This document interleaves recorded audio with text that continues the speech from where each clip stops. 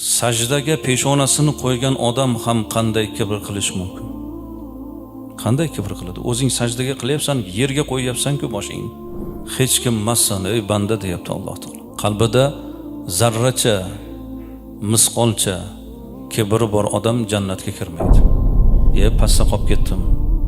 Ertaroq kelganimda yuqorida o'tirardim degan xayol keldimi? Demak kibr bor.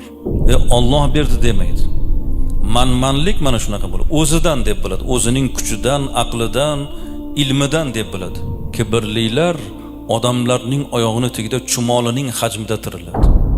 Kibri bo'lganligi uchun xotiniga qattiq gapiradi. Qo'ying endi ikkita bolasi bor ekan, kechiring desa kechirmayapti-da. Kelinini kechirmayapti. Iymoni butun odam kibr qilmaydi. Kibrning eng katta ko'rinishi bu Allohga kibr qilish. Imom Azam aytadilar, soch olishni odobini men